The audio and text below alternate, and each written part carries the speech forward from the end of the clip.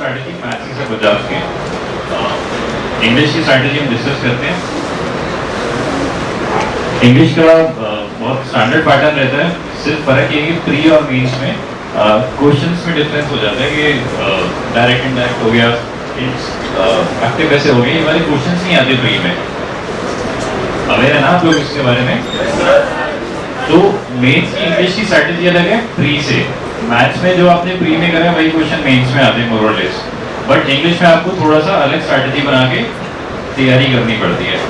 तो ये बहुत स्टैंडर्ड पैटर्न और ऐसे ही रहता है, प्लस माइनस 1 2 हो सकता है। बाकी क्वेश्चंस का जो ब्रेकेज है 200 क्वेश्चंस का, वो यही रहता है एग्जैक्टली। बच्चे पूछते हैं इंग्लिश की प्रिपरेशन कैसे करनी है, तो मैं कहता हूँ न्यूज़पेपर पढ़ लो। न्यूज़पेपर में आपका वन वर्ड भी मिल जाता है, आपको ईडियम्स मिल जाते हैं, फ्रेजेस मिलते हैं, spelling, reading comprehension, cloze test, parajumbles, ये सब आप सिर्फ न्यूज़पेपर से कन्वर्ट कर सकते हैं बहुत इजीली। न्यूज़पेपर पढ़ने की आदत डालो, अगर डिस्क्रिप्टिव एग्जाम है, डिस्क्रिप्टिव एग्जाम में थॉट्स तभी लिख पाओगे जब कुछ पढ़ पाओगे। बहुत सिंपल चीज़ें आदत डालो, सुबह ब्रेकफास्ट कर रहे हो, सुट्टा ब्रेक ले रहे हो, कुछ भी ले रहे हो कि आधा घंटा न्यूज़पेपर पढ़ना है। अगर न्यूज़पेपर पढ़ लोगे तो इंग्लिश इंप्रूव हो जाएगी। बहुत सारे फ्रेंड्स ने देखा है ऐसे ही है। और आप ये सोच रहे हो कि अगर कोई एक पर्टिकुलर बुक है मैं उसे रट के चला जाऊंगा, कंप्लीट करके चला जाऊंगा तो इंग्लिश आ जाएगी, तो ऐसा नहीं होता। इंग्लिश में क्वेश्चन हर बार अलग होते हैं, मैथ्स में क्वेश्चन रिपीट होते हैं, वैल्यू चेंज होती है, इंग्लिश में क्वेश्चन चेंज होते हैं, तो इंग्लिश में रिपीट क्वेश्चन नहीं आते। तो इंग्लिश की प्रिपरेशन इसलिए बहुत ज़रूरी है। ज़्यादातर लोग मैथ्स में अच्छे नंबर ले आते हैं क्योंकि 100 क्वेश्चन होते हैं 120 मिनट में। यहाँ 200 क्वेश्चन होते हैं आपके 120 मिनट में, एक नंबर का एक क्वेश्चन होता है। तो आपको मेंटल फटीग की ज़रूरत नहीं है क्योंकि आपको 200 क्वेश्चन आंसर करने होते हैं। अब मैं अगर इंग्लिश की बात करूँ तो बेसिकली 5 डिफरेंट टाइप की उसमें डिवाइड करा मैंने। सबसे पहले रूल बेस्ड। रूल बेस्ड आपको 47 मार्क्स ला सकता है 200 में से, 25% मार्क्स ऑलमोस्ट। इसमें क्या है कि आपको रूल करने हैं। रूल्स में डायरेक्ट इनडायरेक्ट और एक्टिव पैसिव। उसमें एक्टिव वॉइस में बोला मैं यहाँ सेमिनार दे रहा हूँ, जैसे स्टीव ने बोला कि वो वहाँ सेमिनार दे रहा था। आपको हिंदी में बहुत ही बेसिक चीज़ें बता रहा हूँ। इसके लिए आपको रूल्स पता होने चाहिए, कैसे कहाँ क्या कन्वर्ट होता है। आपको रूल्स पता है तो आपके इसके मार्क्स आने से कोई नहीं रोक सकता। बट अगर रूल्स नहीं पता तो आप तुक्के मारोगे तो यहाँ आपके मार्क्स सफर करेंगे। यहाँ मार्क्स लेना बहुत ज़रूरी है। यहाँ आपको 25% मार्क्स सिर्फ रूल्स की बेसिस पे आप कर सकते हो। इसके लिए कोई भी स्टैंडर्ड इंग्लिश की बुक उठाओ, रेलन मार्टिन या कोई और। Don't go for cheap Indian authors जिनका बैकग्राउंड इंग्लिश का नहीं है। एस चांद की बुक आती है, वो ज़्यादा अच्छी है क्योंकि उसमें क्या है, जो बंदा इंग्लिश का प्रोफेसर है तो वो कहीं से कॉपी पेस्ट नहीं कर रहा मटेरियल, वो अपना मटेरियल खुद बना रहा है। एटलीस्ट वो रूल्स ज़्यादा अच्छी तरह बता पाएगा। उसकी बुक्स में गलती मिलने के चांसेस कम होंगे, जो ज़रूरी है। उसके बाद सेंस अंडरस्टैंडिंग ऑफ लैंग्वेज, ये 52 मार्क्स का है 200 में से। सेंस में रीडिंग कॉम्प्रिहेंशन और क्लोज टेस्ट। सेंस आपको तभी समझ में आएगी जब आप इंग्लिश या तो बोलोगे या पढ़ोगे।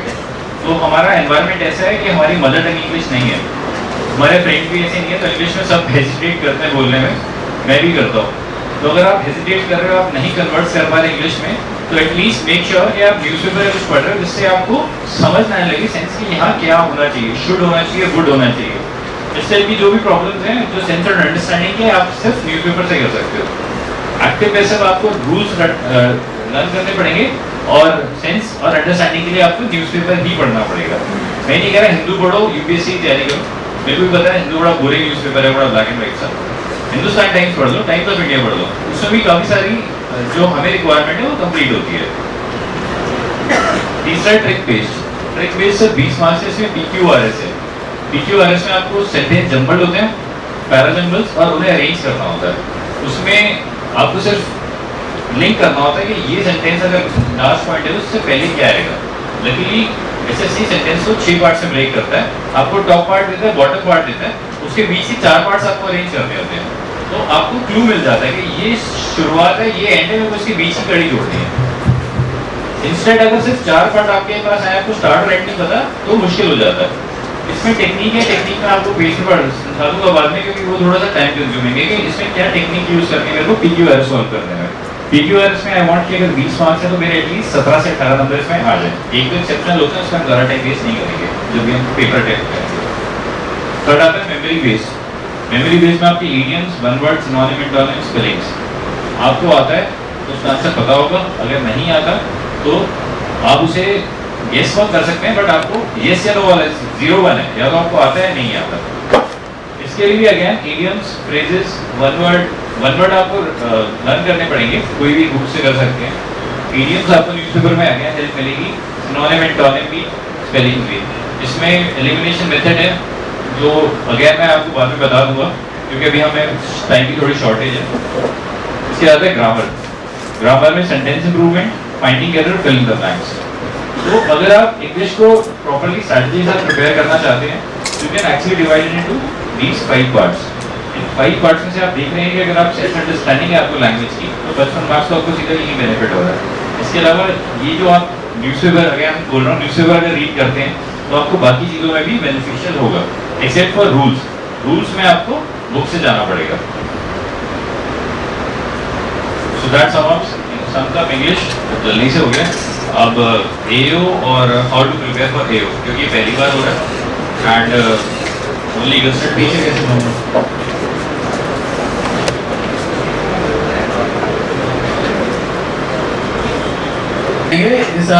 स्ट्रेटेजी फॉर्मुलेट करने से पहले हम कुछ पॉइंट को कंसीडर करेंगे। वैसे सबको पता होगा कि किस पेपर में कितने क्वेश्चन आएंगे।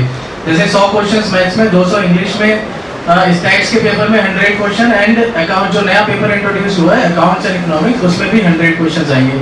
सारे मार्क्स इक्वल हैं सबके, पेपर 1, पेपर 2, पेपर 3, पेपर 4 के सब 200 मार्क्स के हैं और टाइम भी सेम है 120 मिनट्स। अब जो पॉइंट कंसीडर करने होंगे हमें अपनी पर्सनल स्ट्रेटेजी, मतलब अपनी खुद की स्ट्रेटेजी फॉर्मुलेट करने के लिए, वो है ऑल जो हमारे टियर 2 के पेपर्स हैं वो सारे ऑनलाइन मोड में है, कोई ऑफलाइन मोड में नहीं है। हम इससे पहले सारे ऑफलाइन मोड में पेपर देते रहे एसएससी के, तो पहले तो स्ट्रेटेजी उसके अकॉर्डिंग प्रिपेयर करनी पड़ेगी। कोई बोनस टाइम नहीं है टियर 1 में, तो बोनस टाइम नहीं होने की वजह से अपने को ये देखना पड़ेगा कि हम मैथ्स के क्वेश्चन 2 घंटे में कंप्लीट कर सके, और सर्वर और मिसिंग क्वेश्चन इमेजेस वाला पार्ट हमें डील करना पड़ेगा। तो उसके लिए सबसे बढ़िया हमारे पास जो रहेगा वो ये कि हम अपना टारगेट सेट करें सारे पेपर्स का 105 मिनट्स में, इसे हमें 105 मिनट्स में कंप्लीट करना है।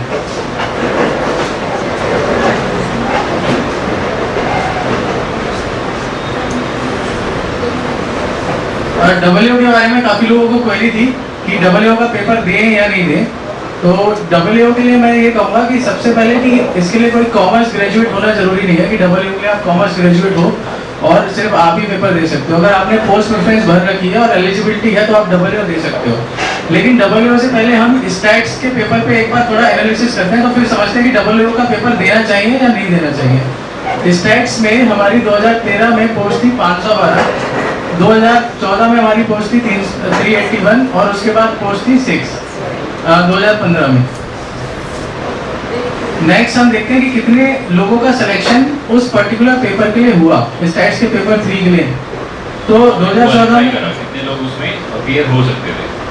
तो 2013 में 20,000 बंदों का हुआ और 2015 में 75,000, क्योंकि एसएससी ने ब्लैंक प्रेफरेंस वालों को भी अलाउ कर दिया था तो इसलिए ज़्यादा थे। और 2015 में अगेन 22,000 का सिलेक्शन हुआ। इसका मतलब कि कंपटीशन सिर्फ इन 20,000 लोगों के बीच था उस पर्टिकुलर पोस्ट के लिए। मतलब 500 पोस्ट के लिए अगर आप देखोगे तो 500 पोस्ट के लिए फाइट कर रहे हैं सिर्फ ये लोग 20,000 अगर ये पेपर देते हैं। और ये पेपर भी सारे लोग नहीं देते, पेपर देते हैं कम लोग, हार्डली 50% पेपर देते हैं। तो फिर कंपटीशन हो गया कि 500 पोस्ट के लिए सिर्फ 10,000 लोगों का कंपटीशन। तो इसी को ध्यान में रखते हुए हम डब्ल्यू के बारे में सोचते हैं कि डब्ल्यू में 1.5 लाख लोगों का सिलेक्शन जैसे टियर 2 में होता है। तो काफी लोगों ने तो वो इस कंफ्यूजन में प्रेफरेंस ही नहीं भरी होगी कि ये कॉमर्स वालों के लिए है या फिर मैं क्या करूँगा, कॉमर्स का मुझे आती नहीं है। तो 75,000 बंदे तो वहीं पे हम हटा दें कि वो पेपर वो उनके लिए वो एलिजिबल ही नहीं है उस पेपर को देने के लिए। जब वो 75,000 बंदों में हम आते हैं तो उन्होंने जरूरी नहीं कि अपनी पहली फर्स्ट प्रेफरेंस डब्ल्यू भर रखी हो, तो उन्होंने अपनी हो सकता है 3rd या 4th या फिर 7th 8th नंबर पे अपनी प्रेफरेंस डब्ल्यू भरी हो। तो उस केस में ये होगा कि जो अगर सिलेक्टेड होने वाला बंदा है उन 75,000 में से, तो हो सकता है वो अपनी पहली कुछ प्रेफरेंस ले जाए तो डब्ल्यू तक आए नहीं। उसके बाद जो नेक्स्ट ये इन्हें अगर हम बाइफरकेट करें तो ये 35,000 पे आ जाते हैं। अब इन 35,000 में से कितने बंदे अपीयर होंगे उस डब्ल्यू के पेपर के लिए, पेपर 4 के लिए, तो वो भी हम सोचते हैं कि 20,000 के अराउंड पेपर 4 में अपीयर होंगे बंदे। तो 20,000 लोग 1000 पोस्ट डबल की 1000 पोस्ट के लिए फाइट कर रहे हैं, तो वो एक बहुत ही अच्छा चांस है डबल की पोस्ट को ग्रैब करने का। अगर किसी के पास ऑलरेडी जॉब है तो उसके पास रहता है कि भाई मेरे को ITI बनना है, तो वो उसकी चॉइस है। लेकिन जो जॉबलेस है आज की डेट में, जिसके पास जॉब नहीं है, उसके पास ये अपॉर्चुनिटी है, वन टाइम अपॉर्चुनिटी है एक जॉब लेने की। अब मैं बताऊंगा आपको कैसे है आपकी अपॉर्चुनिटी।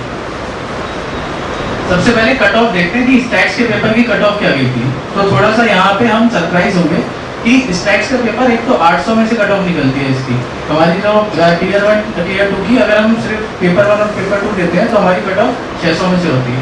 तो 434.5 कट ऑफ थी 2013 में, उसके बाद थी 467 और उसके बाद है 554, क्योंकि 6 पोस्ट थी तो ऑब्वियस सी बात है ज़्यादा जाएगी कट ऑफ। देन IP की कट ऑफ देखो, 2013 में 420, 2014 में 426 और 2015 में 430 आफ्टर टीयर 2। तो इसमें देखा जाए तो परसेंटेज में ये कट ऑफ जो पेपर 3 की है, जो स्टैट्स की कट ऑफ है, वो हमेशा IP से कम है। इंक्रीज समझ रहे हो ना आप लोग? इंटरव्यू पोस्ट है, इंटरव्यू पोस्ट, ठीक है। तो अब एक एस्पिरेंट्स के स्कोर को एनालाइज करते हैं जो कि 2013 में सेलेक्ट हुआ था स्टैट्स इन्वेस्टिगेटर की पोस्ट पे। रोल नंबर उसका ये है, नाम है विकी तोमर, UR कैटेगरी का है। टीयर 1 में उसका स्कोर 170, टीयर 2 में उसका स्कोर 265.5 आउट ऑफ 400। टीयर 2014 में RR रिवाइज ओके। तो उससे पहले कॉमर्स बैकग्राउंड वाले बच्चे स्टैट्स की पोस्ट के एलिजिबल थे। दोस्त मेरी यहाँ तक नॉलेज एलिजिबल थे 2013 तक एलिजिबल थे। हाँ, हाँ। 14 के बाद RR रिवाइज होने के बाद जो रिवाइज हुआ, हाँ, हाँ। उसके बाद मैथ में उसके 60% मार्क्स से वो एलिजिबल रह गए 12th क्लास में। हाँ। जो कॉमर्स बैकग्राउंड के बच्चे हैं या फिर इकोनॉमिक्स ऑनर्स के बच्चे हैं वो एलिजिबल नहीं रहेंगे, क्योंकि वो ये बोल रहे हैं कि 3 साल आपने स्टैट्स से मैथ एज सब्जेक्ट पढ़ा होना चाहिए। तो अब मुझे नहीं लगता जिन बच्चों के मैथ में जैसे मार्क्स कम है, कुछ 47 स्टूडेंट्स विदाउट भी किए हुए हैं। तो सर पता नहीं मुझे कि इसका क्या चल रहा है, तो केस ही चल रहा है उनका बच्चों को अभी भी विदाउट किया हुआ है। या स्टार्ट इन्वेस्टिगेटर का पहले था, उसके बाद स्टार्ट डिपार्टमेंट से उनके पास गया था कि हमें जो बैकग्राउंड चाहिए वो जॉब के अकॉर्डिंग जो रिक्वायरमेंट थी, उसमें था कि एटलीस्ट 12वीं में 60% मार्क्स होने चाहिए मैथ्स में, इतना स्टैंडर्ड होना चाहिए बच्चे का, इसीलिए वो इम्प्लीमेंट हुआ था। वो उन्होंने लाइट करने के लिए किया था। तो हाँ। जिसने 12th में ठीक है मैथ्स पढ़ी है, कॉमर्स में भी तो मैथ्स पढ़ी है, हाँ, कॉमर्स वालों को एलिजिबल नहीं है। वो मेरे को देखना पड़ेगा, मेरे को एग्जैक्ट उसका क्या सिनेरियो है वो मुझे नहीं पता। 47 स्टूडेंट्स हैं जिन्हें विदाउट किया, अभी जॉब नहीं अलॉट की है। आप लोग कर सकते हो फिर बाद में, जैसे आप बाद में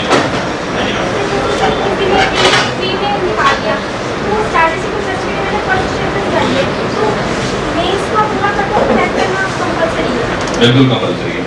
मेंस में इंग्लिश और मैथ्स का करोगे, उसके बाद जो स्टार्ट से करोगे तो 800 में से कट ऑफ करोगे।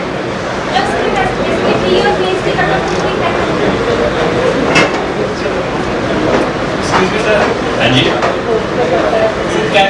हम लोग कंपेयर कर सकते हैं IBPS इंग्लिश को और SSC के इंग्लिश को। IBPS की टफ आती है इसकी। सर नहीं SBI ने एक्चुअली सर पैटर्न अभी चेंज किया हुआ है, कुछ हो सकता है क्या हम लोगों को? No idea, sorry.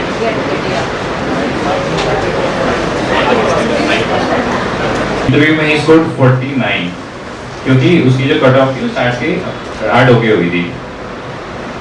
Rank in start investigator last in general category. NIP non interview post, मतलब जो टैक्स असिस्टेंट ऑडिटर के लिए जो पोस्ट की वो थी 393 आउट ऑफ 400 की कट ऑफ 2013 में। इस बच्चे के मार्क्स कोई प्लस करना कितने हुए? 117 और 265, 382.5 आउट ऑफ 400। तो इसके मार्क्स NIP, अगर ये NIP के लिए सिर्फ ट्राई करता है या सिर्फ जो CJ की नॉर्मल पोस्ट है उसके लिए ट्राई करता तो इसे कोई पोस्ट नहीं मिलती। But since he appeared for this paper 3, इसमें शायद थोड़ी बहुत मेहनत करी होगी, अगर 50 नंबर आ रहे हैं 200 में से, so he got a 4200 grade pay job.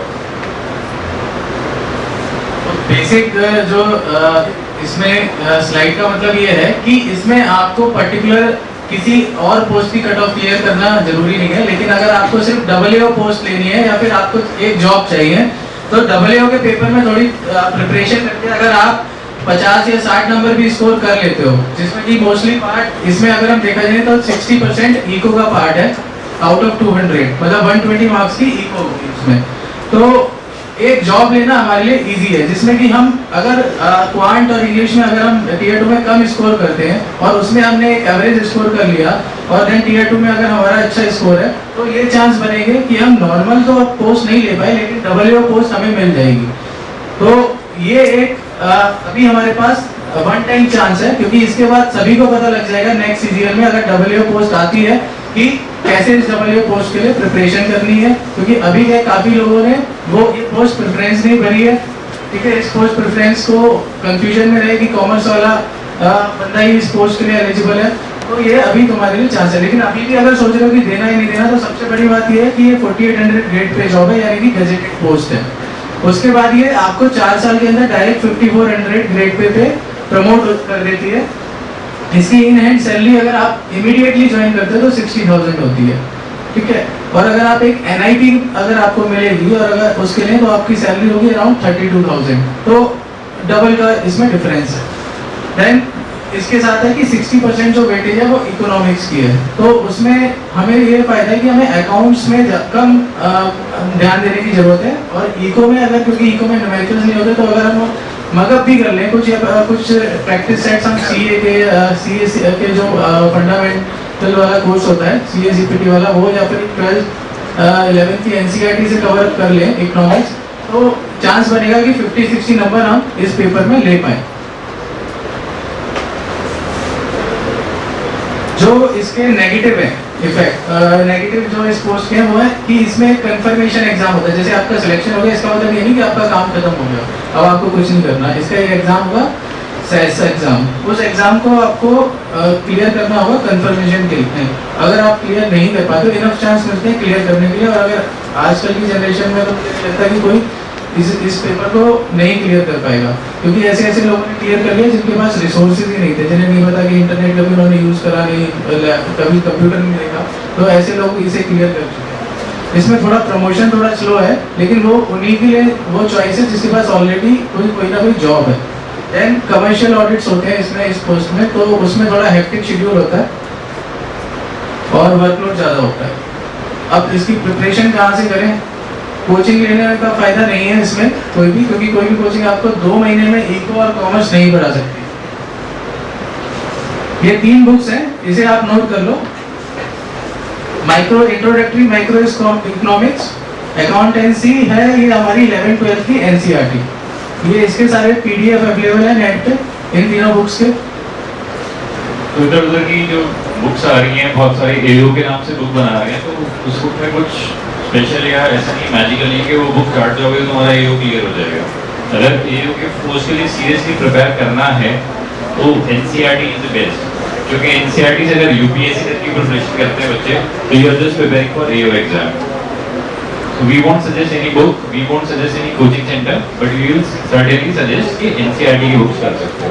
अगर पहले देखना है कि नहीं यार मैं समझ पाऊंगा नहीं समझ पाऊंगा, तो NCERT की सारी बुक्स PDF में अवेलेबल है, फ्री ऑफ कॉस्ट। आप गूगल सर्च करेंगे आपको सारी बुक्स मिल जाएगी। तो डब्ल्यू पे मुझे लगता है ऑलमोस्ट सारी क्वेरीज जो होगी वो क्लियर हो चुकी होगी कि पेपर देना चाहिए या नहीं देना चाहिए। मतलब मेरे हिसाब से अपॉर्चुनिटी, अगर मेरे पास आज की डेट में जॉब ना हो तो मैं ये पेपर 100% दूंगा अगर मैंने पोस्ट भर रखी है तो। अभी पहले कौन बच्चा एओ का पेपर नहीं देने की सोच रहा था, 12.5% वैकेंसी सिर्फ एओ की है, और इस बार पोस्ट भी कम है, तो चांसेस ज़्यादा है कि आपको ये पोस्ट मिल सके, क्योंकि बाकी पोस्ट इस बार कम है और कम रहने के चांसेस है। दूसरा ये है कि आपको क्वांट और इंग्लिश के लिए ज़्यादा, आपने ऑलरेडी क्वांट टीयर 1 के लिए पढ़ी है, तो उसमें सिर्फ आपको प्रैक्टिस की ज़रूरत है। और इंग्लिश में आपको कुछ नए टॉपिक्स जैसे एक्टिव पैसिव और डायरेक्ट इनडायरेक्ट या क्लोज, ये सारे दोबारा पढ़ने पड़ेंगे, बट उसमें इतना एफर्ट आपको नहीं मारना जो आपने टीयर 1 के टाइम पे मारा हुआ एफर्ट। तो थोड़ा एफर्ट अगर हम यहाँ डाइवर्ट कर दें तो ये है कि हम शॉर्ट चांस बना सकते हैं अपना इस पोस्ट के लिए। मेरी फर्स्ट प्रेफरेंस है, मैंने फर्स्ट प्रेफरेंस डाली है ये, और मतलब मेरी प्रिपरेशन बिल्कुल चल रही है। ठीक है, तो और मेरे को सर आगे यूपीएससी के लिए प्रिपेयर करना है, तो मैं ऐसे जॉब ढूंढ रहा हूँ कि मतलब जहाँ पे थोड़ा टाइम मिले, तो मेरे को देना चाहिए। यार देखो, इसमें तुम्हें कम से कम 1 साल लगेगा ज्वाइन करने में इस पोस्ट पे। तो लेट ज्वाइन, हाँ, 1 साल के अंदर अगर यूपीएससी निकाल लोगे तो सही है, उसके बाद अगर नहीं निकाल पाओगे तो फिर इसमें टाइम देना पड़ेगा जॉब में। इसमें ऐसा कुछ नहीं है इस जॉब में कि आपको तैयारी का टाइम मिले और ऐसा। मतलब 1 साल के लिए कोचिंग का टाइम मिल जाएगा। हाँ, मतलब वो एक्सटेंशन वगैरह लेके आप चला सकते हो काम। 6 महीने का एक्सटेंशन गवर्नमेंट देती है, 1 महीने का टाइम ये ज्वाइनिंग, 1 साल का टाइम ये ज्वाइनिंग में लेंगे तो 1.5 साल आपको मिलेगा। कल जिसका सीरीज से डिस्क्रिप्टिव है उसके लिए वैसे तो मैंने वीडियोस डाल रखी हैं, देखिए कुछ लोगों ने यहाँ पे। Thank you so much. तो अब इसी का मैं बहुत ज़्यादा डिटेल में नहीं जाऊँगा, फॉर्मेट नहीं समझाऊंगा, मैं बस की पॉइंट समझाऊंगा जो आप लोगों को कल ध्यान रखना है। अभी मेरे को पता चला कि एडमिट कार्ड पे लिखा है कि इस बार focus on completing the paper. बहुत सारे बच्चे बहुत अच्छे ऐसे लिख रहे हैं, बट अच्छे ऐसे लिखने के चक्कर में वो ऐसे भी 1 घंटा लगा देंगे। अगर आपने ऐसे भी 1 घंटा लगा दिया तो आप सिर्फ 60 मार्क्स के लिए एलिजिबल हैं। तो take your pick, attempting 100 marks and getting 60 marks और attempting 60 marks and getting 40 marks. तो मेक श्योर कि आप एक टाइम के साथ करें। 1 घंटा लिखा है तो 50 मिनट में आपको दोनों चीज़ें कंप्लीट करनी है। मेरे को ऐसे बहुत एक्स्ट्राऑर्डिनरी नहीं लिखना, लेटर कोई बिल्कुल 10 आउट ऑफ 10 वाला ही लिखना। अगर 8 आउट ऑफ 10 वाला है तो भी चलेगा, बट मेक श्योर कि आप दोनों चीज़ें अटेम्प्ट पूरा करें 1 घंटे में, क्योंकि इस बार यही चैलेंज होगा, बहुत सारे बच्चों का पेपर छूटने वाला है। ऐसे लिखने में क्या होता है कि पहले मैं पॉइंट्स लिखूंगा, उसके बाद लिखना शुरू करता हूँ, मेरे को मजा आने लगता है लिखने में, मैं लिखता जाऊंगा, और उस केस में क्या होगा कि मेरा लेटर सफर करेगा। अगर लेटर सफर करा तो फिर मैं सिर्फ 60 नंबर एलिजिबल हूँ। अब 60 में से आप कितने % स्कोर कर सकते हो 100 में से, वो आपकी अपने कैलिबर के अकॉर्डिंग आप सोच सकते हैं। तो मेक श्योर कि आप दोनों चीजें कंप्लीट करो, ऐसे भी और लेटर भी। ये बात सीजीएल के लिए भी इम्प्लीमेंट होगी, सीजीएल में भी आगे डिस्ट्रक्टिव है। Do not overshoot the word limit. बहुत सारे क्वेश्चन आ रहे हैं कि सर मैं इतने वर्ड्स में लिख दूं या मैं इतने वर्ड्स में लिख दूं। बहुत सारे बहुत अच्छे ऐसे लिखा है, बट उन्होंने ऐसे मतलब पूरा बड़ा सा ना बुक पब्लिश कर दिया। अगर एसएससी वर्ड लिमिट दे रही है तो उसका मतलब है कुछ, उस वर्ड लिमिट से ही स्टिक करना है। Bigger is not always better. 10 to 15% tolerance limit है। अगर 200 वर्ड्स का लिखा है तो उसमें आप 230 तक भी जा सकते हो, 180 तक भी जा सकते हो, बट दैट डजंट मीन कि आपको 200 वर्ड्स कैसे लिखना है और आपने 400 वर्ड्स कैसे लिख दिया वहाँ पे। उस केस में आपके मार्क्स श्योर है कटेंगे, क्योंकि जो एग्जामिनर है उसे एक दिन में अगर 500 कॉपी चेक करनी है तो वो नहीं चाहेगा कि आपको इतना लंबा ऐसे वो पढ़े। और जब आपको स्पेसिफिकली इंस्ट्रक्ट करा गया है कि आपको लेटर 150 से 200 वर्ड्स में लिखना है एंड ऐसे 200 to 250 वर्ड्स में लिखना है, तो you should stick to it. Time is your biggest enemy. ये अभी मैंने आपको बताया कि अगर वॉच अलाउ नहीं करती तो आपको टाइम नहीं लगेगा। इसका छोटा सा ट्रिक ये है कि जो आपके पास इन्विजिलेटर होगा क्लास में, because it's an offline exam, आप उसे रिक्वेस्ट कर सकते हो कि सर हर 15 मिनट में एक बार मुझे आप अनाउंस कर दीजिएगा, ताकि at least you can keep a tab कि आपको कितना टाइम हो गया। जब वो बोले 30 मिनट्स हो गए, सो यू शुड अंडरस्टैंड कि मेरे को पहला टॉपिक कंप्लीट करके जितना भी हुआ है उसे सम आउट करके 5 मिनट में और दूसरे टॉपिक पे शिफ्ट होना है। सो स्टार्ट विद लेटर ऐसे, क्योंकि ऐसे ज़्यादा टाइम लगेगा। और जैसे आपको 30 मिनट्स का वो एग्जामिनर बताता है क्लास वाला कि 30 मिनट्स हो गए, आपने इससे जितना लिखा है यू जस्ट मेक श्योर कि उसे कंप्लीट कर दो। ऐसे भी 2-3 लाइनें जो भी उसका थर्ड पैराग्राफ है उसे कंप्लीट करके 35 या 38 मिनट्स में इसे कंप्लीट करके मैं लेटर पे शिफ्ट हो जाऊँ, ताकि मेरा पेपर ना छूटे। राइटिंग गुड हैंड राइटिंग, बहुत सारे बच्चों का क्वेरी है कि हैंड राइटिंग के मार्क्स कटते हैं। नॉर्मल हैंड राइटिंग लिखोगे साफ, कर्सिव हैंड राइटिंग की जरूरत नहीं है। साफ हैंड राइटिंग लिखोगे कोई मार्क्स नहीं काटेगा अगर एग्जामिनर इजीली पढ़ पाएगा। और भाई अगर डॉक्टर वाली हैंड राइटिंग है तो फिर कोई नहीं बचा सकता। ठीक है, तो ये टिप्स याद रखना। कल टाइम का ध्यान रखना, इस सेक्शन पे कितना टाइम डिवोट करना है वो ध्यान रखना, क्योंकि आप लोग प्रैक्टिस कर रहे हो लेटर की, आप लोग प्रैक्टिस कर रहे हो ऐसे की, बट आप दोनों को एक साथ प्रैक्टिस नहीं कर रहे हो। Thank you for coming.